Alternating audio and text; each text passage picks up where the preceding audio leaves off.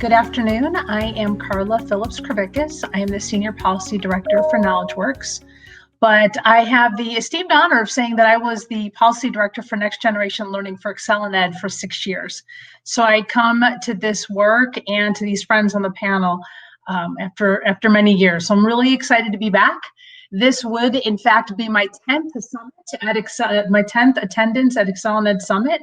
Of course, our first one virtual, but it would have been number 10. So I'm very excited to be a part. Hopefully you all got a chance to watch some of the sessions this morning, and we're excited you could be with us this afternoon. We are going to talk about how states can pave the way for next generation learning. I want to let you know I'm going to do a brief introduction for each panelist and give each one a question. All throughout, please feel free to throw questions in the Q&A section. We have people monitoring that, and I will be as well. And we will take them as they come in if it's appropriate, or save some for the end. All right. So first I have Chad Ranney. And hopefully I pronounced that right. I just thought of that. Is it Ranney or Ranney? It's Ranney, but I answered to both. All right, excellent. Well, Chad comes to us from the Indiana State Board of Education, where he is a deputy legal counsel. But more importantly, I found out last night that he is a graduate of Indiana University and a fellow alumni, so he gets major brownie points there. Chad, I'm going to take a second to review some research really quick, and then we'll come back to you for a question. When I was at ExcelinEd, we endeavored to try to get to the never-ending pernicious myth that there are all these policy barriers that are standing in the way of schools to innovating. So we took on 2 big research projects, and the first one you can see on your screen right now was a national landscape of innovation programs. And what we did is we did a 50-state scan and looked for states that had really 4 things, as you can see by the map. But generally, if they had an innovation program, and that is characterized as an innovation zone, a district of innovation, schools of innovation, innovation funds, all of those different shapes. But notice there's a light blue and a medium blue, or light and dark. One is statutory, one is non-statutory. You can see that states like Wisconsin, Arkansas, Kansas had some programs that were created like under the authority of the state board or the superintendent, but not actually in statute. But most were in statute. The green are the pilot programs. What we were looking for there were pilots of what we would call next generation learning programs, often referred to as personalized learning, competency-based, mastery-based, digital blended, really next generation learning. And they were very tightly written and intended to pilot those types of models and programs. But the common theme among all of these, which we were trying to get to, is that the common theme was that states were trying to provide a way for schools to apply for flexibility. To say that we want to try something new and different. It may be one of the unique pilot programs, but we think these are the things that we need for support. So you can see that there was a lot of activity, still is a lot of activity across the country. We found 33 states plus DC have or were in the process of administering a program. As of 2016, 15 new ones had been created. This research, I should add, is a year old now, so there probably been some changes, although most legislative sessions were cut off last year. And states had amended or expanded 6 programs. And then we had a handful where the programs had been sunset, terminated, or suspended. Some of them were just time limited. And all of this is going to tie into the questions that I'm going to ask you all. And I know most of you, I think all of you have already seen this research. But the 3 steps that ExcelinEd identified as a result of this research is that some states, of course, need to create, strengthen, or expand a program. And I would point you to my own home state of Arizona. And as a result of this research, a bill was introduced to create schools of innovation last year. And unfortunately, because of the pandemic, the session was cut short. So hopefully that bill will come back. But that would be the first step for some states. For some states, we really felt that they need to build awareness of the existing opportunities. We saw a lot of programs, but just not a lot of participation in some of them. And the third one is closing the feedback loop to policymakers. Again, the common theme was to provide flexibility to schools. And I'll speak for myself, and I believe ExcelinEd too, we don't believe that waivers is just an idea of just, woohoo, you never have to worry about statute X, Y, and Z again. It's really to provide space for schools to innovate. And not just their programs, but to provide alternate methods to do or administer a policy. So it's really to also innovate in the policy space. And why we talk about closing the feedback loop is very few states were doing this. And I'll give you two really good examples, and we have one on our panel today. Arkansas. Arkansas on their webpage actually has a page, I believe it's the top 10 most frequently requested waivers with statutory citations right there, which is amazing. Colorado produces an annual innovation report that has the top 5 most requested waivers, again, with statutory citations. And I emphasize that because it's really easy to say, oh yeah, they all wanted flexibility from calendars. Well, that doesn't always help. You need to know specifically the statute, the regulation, or the report that was causing the problem. The next thing we looked at was seat time in general. And boy, is this a hot topic right now nationally, right? So we looked at seat time and we thought about states in 3 different buckets. Whether or not states had given the LEAs, schools and districts and charter schools, the authority to award credit based on mastery. Category B was whether they'd given it, but it was limited. In other words, they needed a waiver. You had to be participating in a program. It was only for some kids and some schools. And C was no flexibility from seat time at all. And again, this is seat time just for purposes of credit, not funding. But what was really interesting to us, and I'm not going to lie to you, and Sarah can validate this, we had to rewrite the findings in the introduction to the report because we thought it was going to be mostly C, if not heavily in C. And what really surprised us was this. There were no states that actually fell into that last category, but I think we would all agree that there's this pernicious myth that seat time is standing in their way from implementing some of this work. And you can see it was pretty much almost an even split among the states on fully authorized and partially authorized. And that led us to some quick observations. And these will not be a surprise to any of you. You can be in the same category, but have very different approaches, right? So states could have given full authority to award credit, but approached it very differently. It was very difficult. I would actually use the term absolutely impossible to quantify local utilization. We didn't see a single state that was actually kind of reporting or recording this because it's very much a local decision, which is a good thing, which is because local control and decision-making is a strength, but also having different implementation and not reporting how it's used makes it really difficult to say, was it successful? Is it improving? Is it making things more rigorous, which is, I think, what we would all want from that. And my last observation, again, this is so timely. I think every state in the country right now is talking about or thinking about seat time, is be prepared to go deep. Time-based requirements are very deeply woven into statutes, into regulations, into reporting requirements, into auditing requirements, this concept of time. So if you're going to go looking for seat time, be ready to dig down deep. And last but not least, we had next steps for states, and you'll see a strong similarity with the findings from the first report. Build awareness of existing flexibility. I worked with the state not that long ago where staff didn't even know that that was a possibility. And they were actually requiring schools to apply for waivers when waivers weren't even needed. So really make sure you do an inventory of what that flexibility you have for your schools and make sure that they know about it, provide clear guidance, and support implementation. We know very strongly that just because you have the authority to award credit based on mastery doesn't mean that they know how to do that.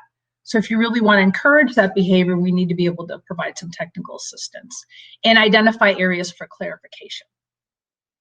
So now, having laid that groundwork with the awesome research ExcelinEd did, I want to go to Chad and say, Chad, when we did this particular study, when looking at the national landscape on the screen, Indiana had the most programs of any state. I want to say it was 4, maybe even 5. And so in light of that, I was wondering if you could tell us, why did the legislature feel the need to introduce, I think it was Senate Bill 1003 that passed this year. What did it do, and why do you think they felt the need to do it? Yeah, sure. Thanks. So this was a House Enrolled Act 1003, but not far off there.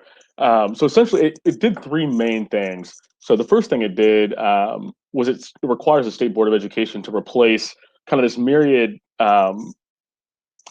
piecemeal accreditation system we currently have with a new single performance-based accreditation system that's going to be used to accredit schools across the entire state.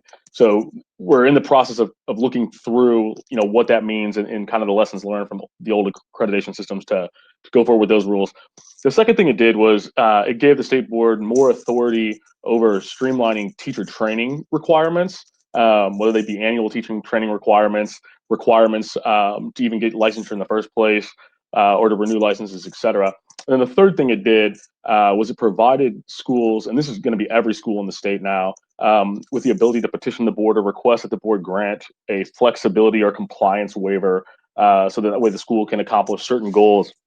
And to kind of take a little bit of history here, depending on how you identify these programs, I did a little bit of looking back. And so, Innovation Network schools started in 2014 here in Indiana, Transformation Zones 2015. In 2017, we actually overhauled our graduation requirements here in Indiana, and we replaced the typical high school GQE with what we call graduation pathways, which gives students 9 different options to demonstrate competency, more tailored to their post-secondary plans, which I think is a great thing for students. 2018, the legislature passed a law authorizing what was called a Coalition of Continuous Improvement School Districts, and I think that's kind of the innovation district you referred to. 2019, then, the General Assembly took it upon itself to begin a 4-year study of education mandates and deregulation in the state of Indiana. And I think what we see with House Enrolled Act 1003 is the first part of that deregulation study. So the first thing that they took a look at was teacher training requirements, and that's, I think, why this was included in the bill. But I think the reason that it was right is kind of a culmination of things. So like you said, waivers are often available throughout states for a number of different things. People just don't know about it. And so legislature is not immune to complaints of piling on, more requirements, unfunded mandates, things like that. And we were getting a lot of those complaints for school administration generally, but in teacher training in particular. And then when you look at it, all of those different programs I mentioned, they had certain criteria that had to be met in order to participate in those programs. It wasn't available to everybody. So some of them were available to chronically underperforming schools only. Some were available to the highest achieving schools only. Some were available to districts partnering with charter schools only, et cetera. And so when you do that, you really leave out a large segment of the school-age population that can benefit from innovation, will likely benefit from innovation, and you leave out those school districts and communities that don't fit into one of those narrowly defined categories. So this is going to broaden that and really give an opportunity here to see what districts can do. And like you said, driven at the local level, I think, is going to be the key to how we move forward with this. So that's kind of just a rundown of what HGA 1003 does and did. I'm happy to say that the law went into effect July 1st here in Indiana. We have a year to get the accreditation system up and running. So fingers crossed that we can get that one done. But we got the waiver part of it, the flexibility waiver part, set up July 1st. And to date, I think we just had our 21st school corporation submit a request for a waiver. And I think the board has addressed 16 of the 21, and we plan to address the last 5 at the December board meeting coming up, I think, next week. So moving quickly. Not to be unexpected, but schools with COVID and everything else, they've got a lot on their plates. So it's important that we have it. That's a fantastic chronology of events in Indiana, and very exciting to hear you've already had 21 requests. Sid, I'm going to move to Sid Young. Sid Young is an education specialist at the Utah State Board of Ed and a longtime friend. Sid Young supports local innovation for personalized and competency-based learning and digital teaching and learning initiatives. Prior to joining the Utah State Board, she worked in a microscopy lab, facilitated student learning, and was a school administrator. And I've had the pleasure of working with Sid over the years. Sid, thinking about the research that I just laid out, I think we've all heard that there's a lot more flexibility that districts and schools realize. Would you agree with this? And what are some strategies that y'all have taken in Utah to try to fix this? Absolutely, I would agree with that. And in Utah, in particular, school districts and charter schools really have a significant discretion when they're designing policies and programs. And as a state, we really encourage that innovation locally so they can best meet the needs of the students and the school communities that they serve. But as we've been working on a few different resources for the field, I've been surprised with how significant of room or innovation capabilities and the wide range of opportunities to personalize learning within current USBE rules without even seeking a waiver. Some of the ways that we've been highlighting that or increasing awareness, we have a digital newsletter that goes out to education leaders in the state, and it's very informative with a focus on innovation. And so we will highlight waivers or changes to board rule that are appropriate to share with that audience. And that's one way of getting the word out. And we've also been in development of a flexibility guide to really clearly articulate the LEA authority over procedures or policies versus when a waiver may be an acceptable step, but also clearly delineating which areas a waiver wouldn't even be appropriate or which areas there may be no flexibility for. We also have a competency-based education grant program, and the LEAs or school districts and charter schools participating in that grant program help keep a finger on the pulse of the barriers that LEAs need to overcome to implement learner-validated programs, as well as suggestions for flexibility, changes in language, board rule, things of that nature, in order for them to really deliver on the programs that they plan to implement. And yeah, I would say those are just a few of the ways we're getting the word out. Well, I would say those are a lot of great ways. And I also know that your state board has been incredibly proactive over the years too. So it's great. Yeah. Let's shift over to Arkansas. So Dr. Airola founded the Office of Innovation for Education at the University of Arkansas in 2013, which, by the way, I think we would all agree is unique in and of itself, with a grant from the Arkansas Department of Education. The OIE focuses on enabling and accelerating innovative policies and practices to address barriers in educational equity and student success. She acts as a liaison with ADE and other organizations to advance student-focused learning. Again, I've had the pleasure of working with Denise many times over the years too, so welcome. Thank you.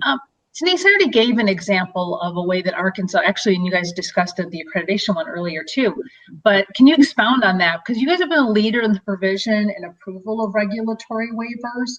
In fact, I believe your accreditation standards were actually redone as a result of the research that you did on approved waivers. Can you tell us a little bit about that process, but also talk to us about how that history and that foundation has helped you guys in the current pandemic? Yes, it's interesting when I think back to 2013 and we were just trying to figure out who we are and what we were really trying to do. Our charge was to go out and find out how people were meeting the needs of kids who were traditionally not having their needs met, kids who were underserved, and of those ideas, what might be doable in Arkansas. And concurrently, the School of Innovation law was passed, which enabled schools to request waivers under the statute that didn't require them to go full to charter. And we'd had a charter law in the books, and we have a number, we've always had a certain number of charter schools that are a combination of open enrollment as well as conversion charters.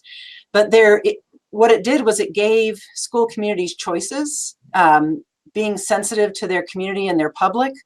Some folks couldn't go charter because of however that was perceived. Other folks could do some same things using schools of innovation. And then that was followed quickly by another series of enabling policies. We had what's called the Act 1240 waiver, which allowed a district to, it broadened what schools of innovation could do. It allowed a district to request waivers that any charter had, as long as a student was being served from their district. And then that was later amended to be any charter waivers. School of Innovation still has some limitations. And then most recently, we had a mastery learning piece, mastery by demonstrated, or credit by demonstrated mastery, that we've been slowly moving into. What's been the most interesting about this is it's really reflected this iterative cycle of inquiry. We have a leadership team. Our secretary and his assistant commissioners are very data-driven. And so the idea of, capturing which waivers were being requested and saying, if these are common waivers that are being requested, then we need to remove that barrier. So if it was a barrier in standard, then, or if it was a barrier in rule, then they looked at the process and took care of the process to remove those barriers. If it was something in statute, then that becomes a whole other discussion with the legislators. And so several of our major statutes around student assessment and accountability were rewritten mindful of providing more flexibility for how kids go about learning, which has been a very interesting part of the process. I would say that what we've learned from it and what set the schools that were ahead of the game in this process were set up to be more prepared for the pandemic because they already had they were working on a culture of supportive risk-taking. And there's no more risk-taking than when you're in a pandemic and the whole world changes on you. You can't be afraid to step outside your normal activity and do something different. When all of your routines and all of your typical schedules and all of your ways of putting people together in a particular scenario are thrown out the window, if you have been practicing really good collaborative inquiry within your school about whose needs are being met, whose needs are not being met, what could we do differently that could change the outcomes we're getting for those students, that really set a lot of our schools up for success, or at least I would say they were better prepared to handle the challenges of the pandemic. What's also really interesting to me about when the pandemic happened is our leadership said, you know, we can't do anything about AMI, our alternate methods of instruction, which is what all of our schools shifted to in March when the shutdown happened. But planning for the fall, the idea was to go ahead and have these plans where kids would come back face-to-face and schools would get a set of waivers so that they could do blended learning in the classroom, and kids could become more familiar with technology and digital learning, and teachers could become more familiar with how to successfully do that within a classroom. And the intent was then, if we had to go remote, kids would be more prepared, teachers would be more prepared, and parents would be more prepared. Instead, what we ended up with was rising coronavirus numbers, as all states have experienced toward the start of school. And districts were able to pivot and go, I'm not just going to do blended learning in the classroom, but I got to figure out how to do a remote version and a hybrid version. And so it's allowed, I think, the state itself to look at what are the waivers necessary and also to remove the burden from local districts. So the latest piece of this is districts are now saying to the department, hey, we have parents who want to continue to have a virtual option in the future. What do we need to do next year when Arkansas Ready for Learning waivers, which are a broad patch of waivers that they put into place through the state board, when those expire after the school year, what do we need to have in place? And so what we're working on now is a list of all the considerations for a virtual program, as well as all the different waivers and statutes. So now we've got this giant piece of information that will help the state to, again, remove more barriers that might get in the way, but then also still allow for guardrails and monitoring of those processes, because there is a need to really look at the quality of what's going on. And we learn that tremendously with our schools of innovation because we keep such close contact with them. With everybody trying to do this, the need for support and the need for professional learning is just tremendous in order to ensure some success in that and to really address equity. Thank you, and I just want you to know that I am totally co-opting the term culture of supportive risk-taking. Ah! So I'll give you attribution, but that's an awesome term. I love that. Nathan, I want to talk to Nathan Hoffman. He's the Policy and Research Director at Empower Illinois and a long friend and former colleague at ExcelinEd. He's the Policy and Research Director. He leads the organization's work to expand education opportunities with quality in mind. He has expanded the breadth of the organization's policy engagement, focusing on next generation learning and CTE policies.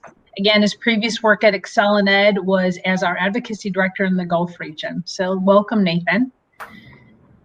Nathan, you have a really unique role on the panel. Not only because, like me, you have the former ExcelinEd hat, but you're in an intermediate, what I would call kind of an intermediary organization now, right? So what has been your observation of the landscape in Illinois, and what kind of role do you think intermediaries can serve? Yeah, Karla, I appreciate that, and it is interesting. I didn't realize, and when I originally joined the panel, that I was the only non-state affiliated entity representative on the panel, and so I think from my standpoint, it's a different vantage point from where I sit, and I'm sort of on the outside looking in, and in some ways judging what's going on and the decisions that are being made. So you can take that with however you want to take it. But I would say my sense on Illinois' situation with respect to innovation and next generation learning is there have been some pluses and there have been some minuses. On the plus side, the state has established a competency-based education pilot with pretty good, decent usability there. I think we would still like to see more. We've also, interestingly, authorized, this is pre-pandemic, authorized the ability for districts to incorporate e-learning days, either in the course of their normal attendance calendars, or here in Chicago, we get a lot of snow days, so districts are able to sort of weave in and out between those emergency snow days and e-learning days.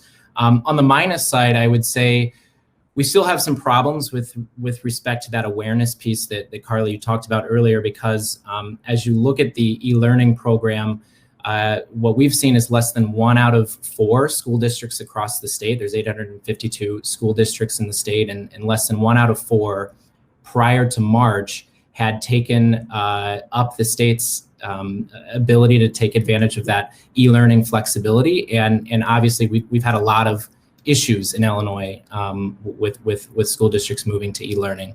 The other piece is with respect to the seat time requirement, the policies, the relics of policy past, as I call them. We removed the seat time requirement actually in 2017 as part of broader education funding reform in Illinois. And then as a result of different interest organizations sort of throwing a fit, the state decided in 2019 to put that back in, with some caveats and different abilities to still waive from that requirement. But I think we'd like to see that just entirely removed. So, I'm looking forward to the forthcoming research that we have scheduled to be released in February with ExcelinEd, where we're really going to try and make the case that so far Illinois' approached innovation and next generation learning from this sort of one-off piece. 1 year we'll do this, and the other year we'll do something else, and there's really no thread that keeps it all together. So I think our goal is let's make the case that Illinois needs to work from a long-term vision and sort of goal-setting standpoint from which to sort of move the state in this direction of next generation learning.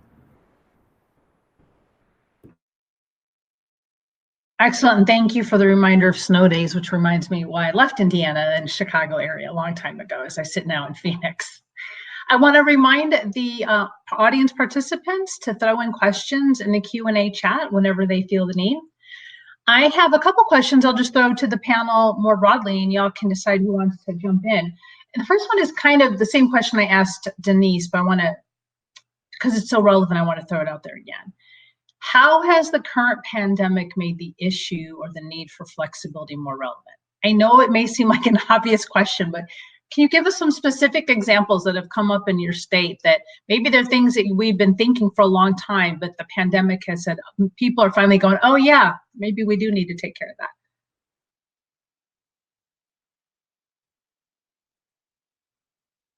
Don't make me call on you. I will offer that I think the issue of flexibility has really risen, and with it there are pros and cons. How some families and how some schools are experiencing flexibility is not the same as how others are, because ultimately the work that we're doing as human beings, teaching and learning are human endeavors, and it comes with all the nuance and variation that come with human beings. And we've all been forced, well, most folks have been forced to learn to try and do something very different in a very short period of time with differences in those supports. And so what I think has really come forward is we have to be prepared to be flexible. And I think that's always been a mantra when I was teaching school. You know, that was the thing. When I was interviewing, I'd say, you know, I'm really flexible. I'm one of those people that can go with the flow. I can deal with whatever comes my way. I think this gives a new definition of flexibility, not just the human being flexibility, but all of the structures and the routines and the ways that we think about how we support what it takes for those human beings to enact that flexibility in order to meet the needs of their learners. I think it's really pushed older structures and things that have limited our ability. And some of them are not policies or statutes. It's just the way that we've always done things. Well, we've always funded it by this number of teachers to this number of students, and we've always done bus routes this way.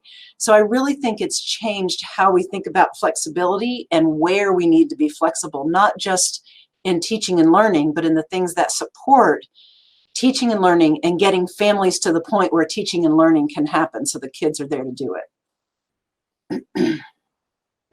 I love your response, Denise, and I would just like to add that I think it's really caused parents and educators and school leaders to really pause and reflect on what really matters, and taking all of the fluff out and all of the compliance out and being given an opportunity to use their instructional time for what they think really matters. And I think in order to meet the needs of the students, whether they're face-to-face or in a blended environment or working on school remotely 100% at home, I think the whole time, place, pace, and the what and student interest, all of those things are playing a much bigger role now.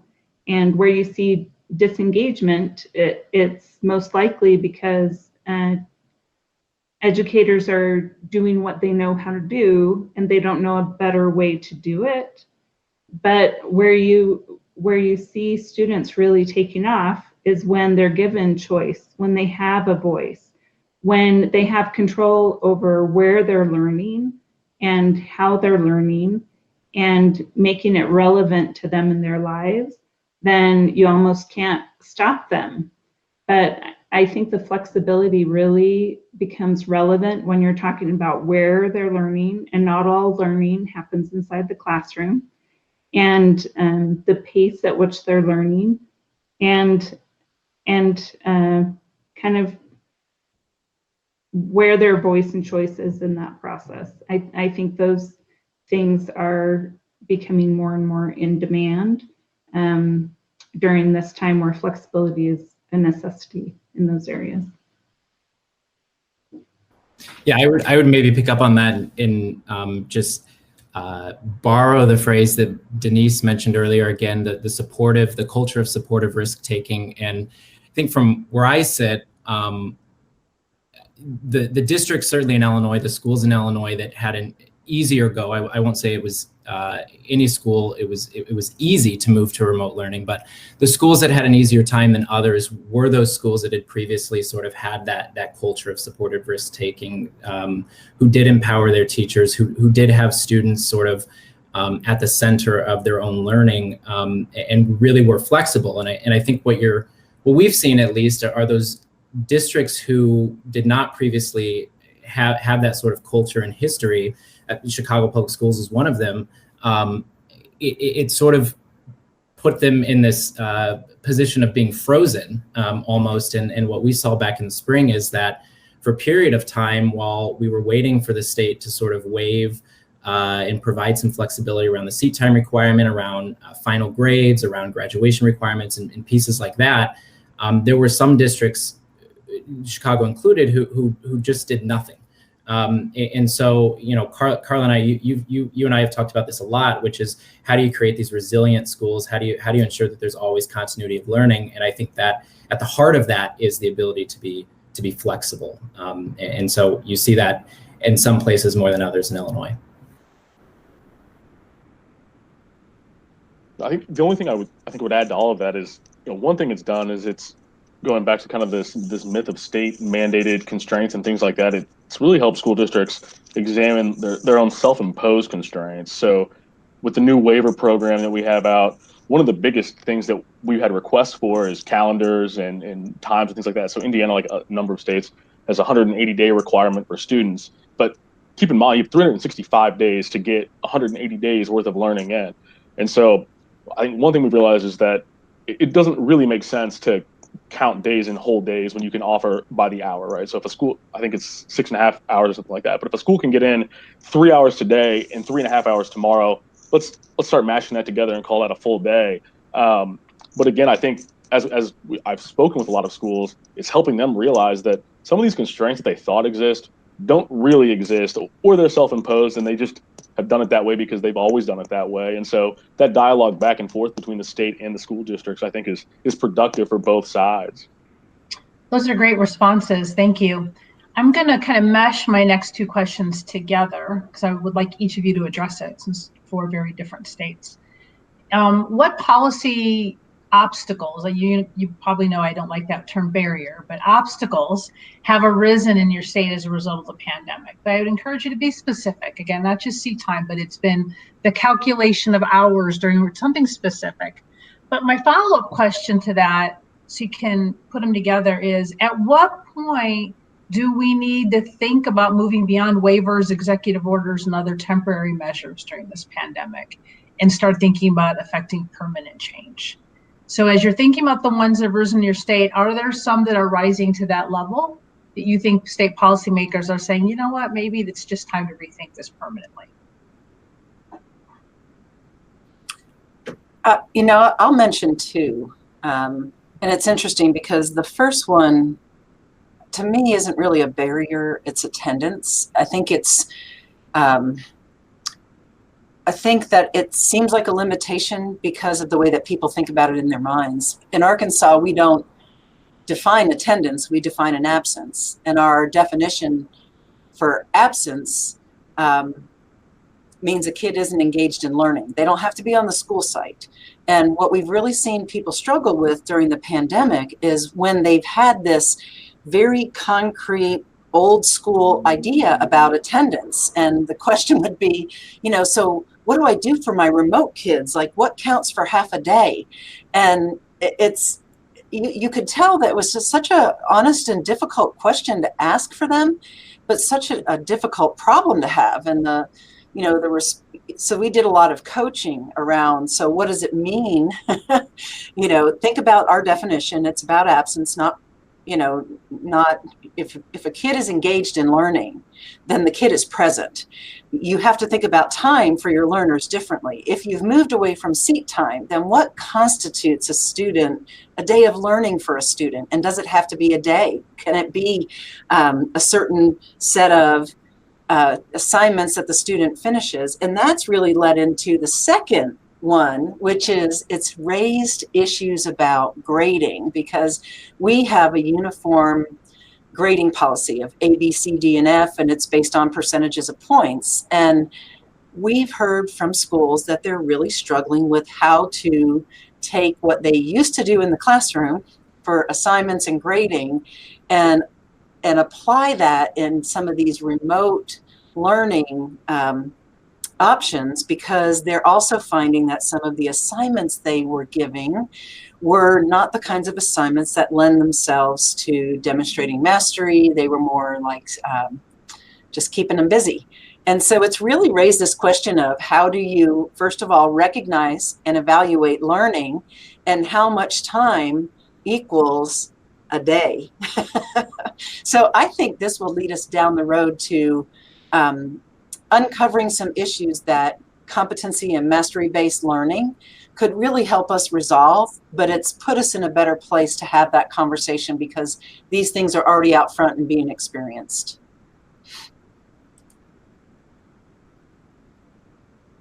Yeah, maybe I'll jump in there and pick up on that because the attendance piece has been huge in Illinois as well, from what I've observed. And it's come down to even questions of if a student is engaged in remote learning, and for purposes of attendance, does it count if they simply submit their homework for the day that was due?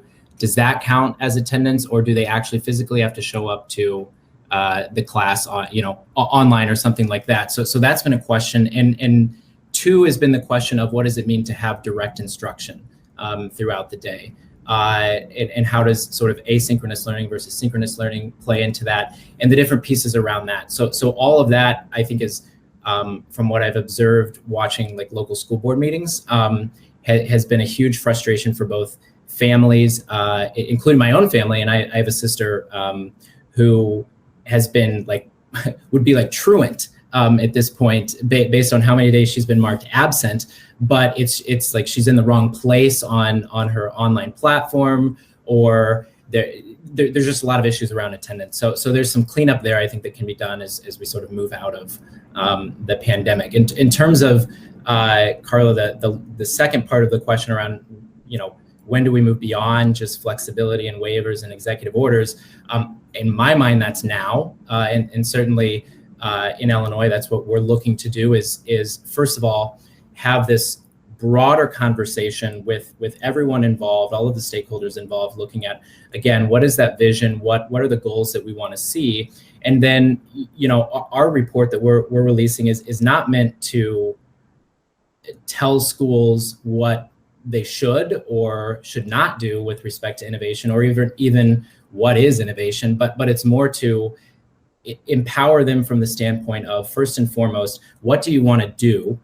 Do you have the authority to do that right now? If so, does that need to be strengthened? Does it, is there funding that needs to be attached to that? What are some of the questions there? If you don't have the authority right now to do what you want to do, let's have that conversation and figure out how we get you what you want to do. And that's going to look different, I think, for different districts who may have different goals and different ways of approaching the work of educating kids. So I would say, let's do it now. Like there's no better time than now to move forward on this issue in particular. Yeah, so I think I'll take them in reverse order and just kind of hop on what Nathan said there. I definitely think it's now, sooner rather than later, for sure. But it also is going to require states, I think, to have two things in place, and that's a robust monitoring system and a robust accountability system on the back end to make sure that states' goals for students are being met. Because at the end of the day, third grade literacy is a goal, for example. I'm not sure any of us care how the schools got their students to third grade literacy, or got them over that bar. We just care that they got there, right? And it's going to be different for each community. Communities have their own unique struggles, and so I think that's incredibly important. And then to understand, to move beyond waivers, data monitoring of the waivers generally. I mean, are schools equally as effective when these things these requirements are waived going forward? And so I think that's something we just now are putting in place with the 1003 waivers. But I definitely think that's important, but sooner rather than later, for sure. As far as the some of the policy barriers that have come up with the pandemic in Indiana, we fund schools differently based on whether a student receives virtual instruction or in-person instruction. And so that has posed an incredibly unique first-time problem here in Indiana, because there were quite a few public school corporations out there that I don't think were ready for 15% across the board budget cuts when the pandemic forced them to go to virtual instruction versus in-person instruction.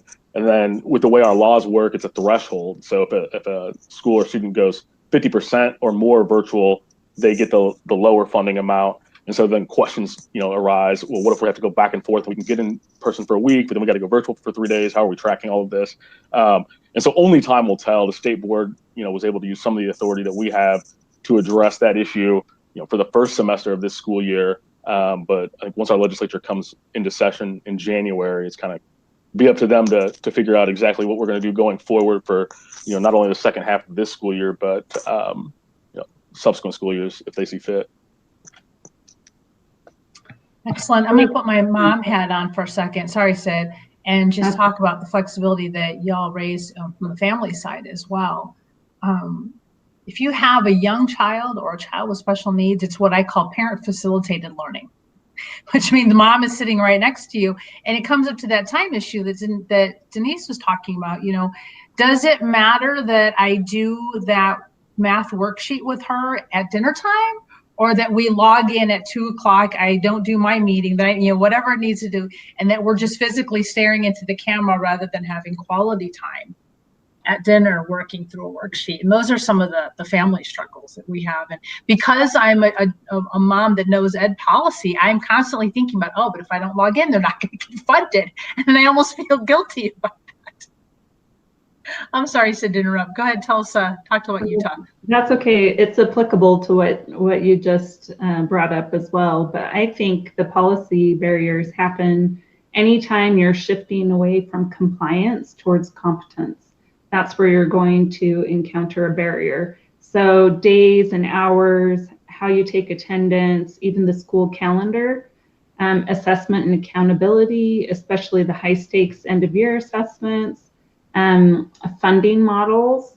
And then a non-policy barrier is also interoperability. That's something that with blended and online learning really becomes a factor, and can be kind of a time suck for educators trying to educate kids in the best way that they can, to not have all of the different systems for, the SIS and the LMS and the AMS all working together in a good way. And I think the permanent policy and moving away from temporary measures into something more permanent, I think that comes along with funding models and assessment and accountability, as well as membership and attendance. I think all of those things, when you start making shifts away from compliance towards competence, those are the things that are going to affect more LEAs instead of less.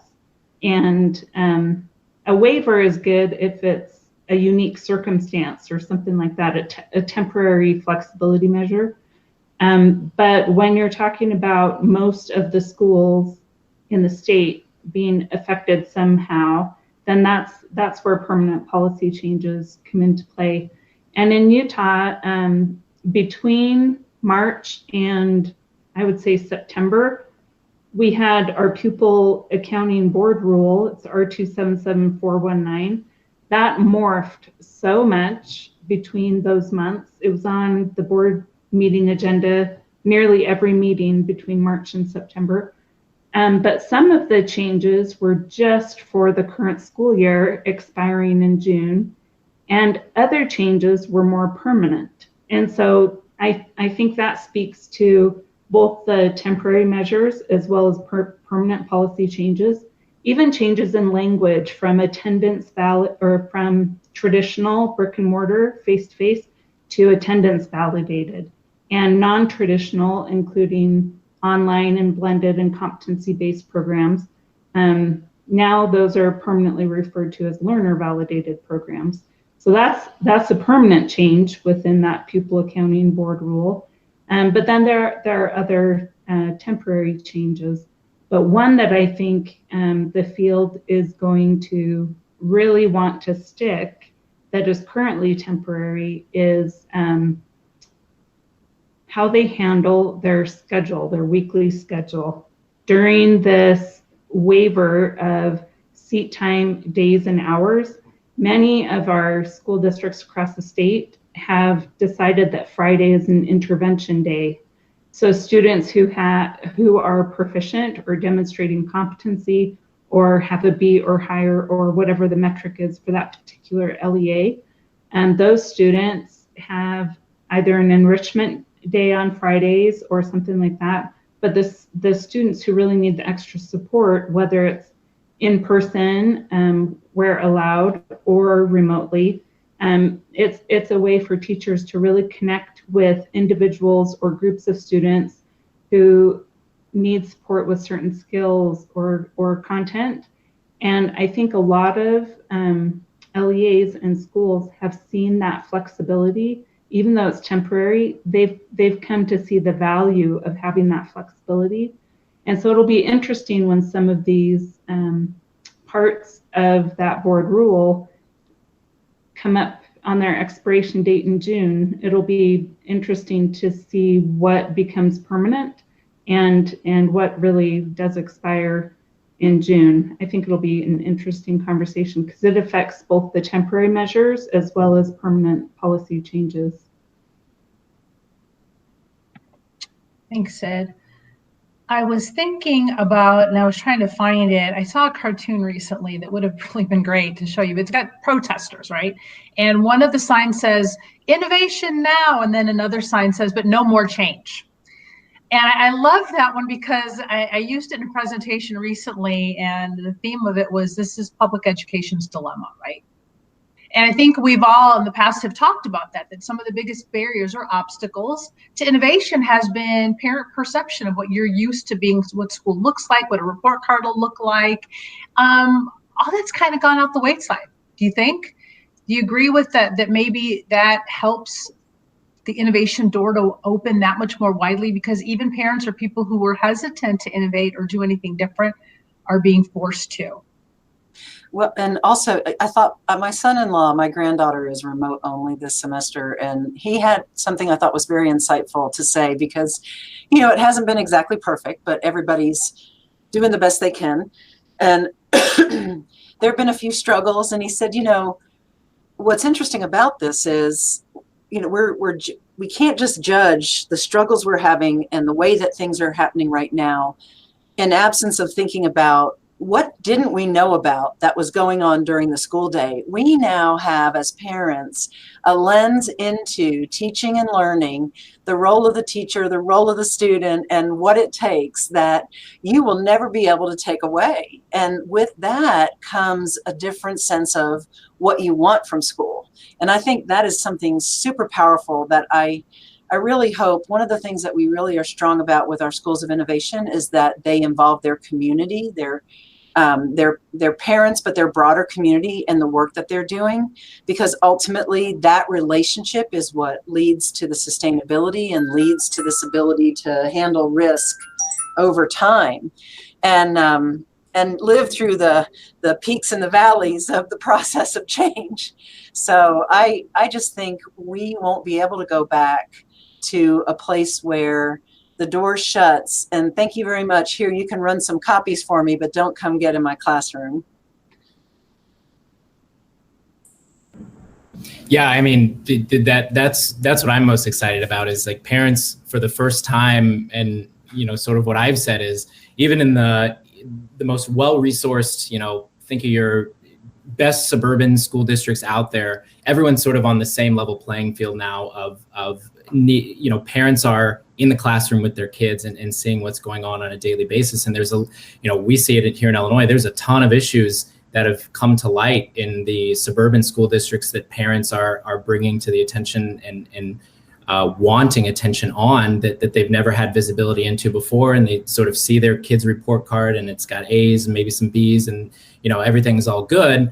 No questions asked. So I would agree with Denise that I don't think we're going back to a situation where parents are just sort of going to be bystanders to their kids' education, and I don't think the schools can have the expectation of that either. I do feel like a little bit of a sense of obligation to sort of say, you know, there are, while I think that what's been provided here with respect to remote learning and sort of the innovation that's come out of the pandemic is all for the better, I do think there are still a large number of students out there who are in families who have been sort of disaffected by remote learning, who are not being well served, who have had a really poor time with it. And so I think districts and schools and principals and everyone who's sort of around, you know, those kids' education are going to have to sort of do some work to rebuild a little bit of trust there if we really want to accelerate innovation moving forward. But on the whole, I would say I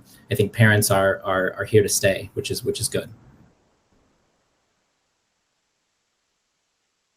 Yeah, I think the short-term innovations we're seeing and the coping and the flexibility we're seeing from school districts during the pandemic is impressive, but I really am interested in seeing what happens afterwards, because I think that's when the real innovation is going to start. When you have, you know, school districts across every state trying to catch kids up who have basically missed half a year last year, half a year, potentially an entire year this year. I think I really worry about the students that we're going to have behind.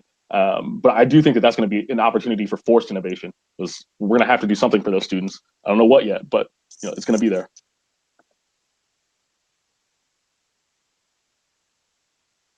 So do you have any thoughts from Utah on parents' insight into the new year of learning? I think that subjectivity of grading and accountability is going to be extinct. I think transparency. That's a bold prediction. I would hope that it would be extinct, because if parents have seen behind the curtain, so to speak, and they know that their children or child isn't learning what they're supposed to be learning, but they're still getting A's and B's out of a class, there's going to be a disconnect there.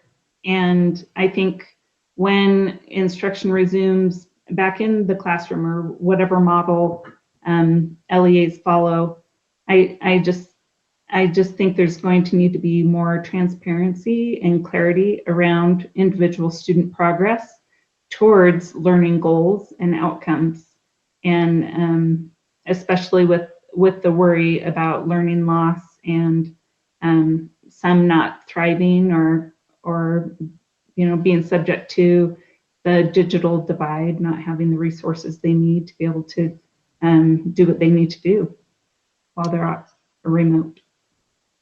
Right, folks, well, we have only 4 minutes left, but in hopes that they bring us all back next year and we can see how this turns out, I'm going to ask you all to make one bold prediction for the legislative session this year in your state. Sorry, I didn't give you enough time to think about it, but go. My bold prediction is that Illinois will remove the seat time requirement that they previously removed and then put back in. My bold prediction will be that our legislator looks at the definition of school day differently, because we don't have seat time anymore, but school day is our most prevalent waiver right now. Yeah, I think we're going to have to more closely examine engagement and attendance and how we're going to balance those out going forward. And I would say defining what instruction really means, and instructional time where it relates to the days and hours. Excellent. Well, thank you so much. It was so fun to see you all, especially some of you I haven't seen in so long.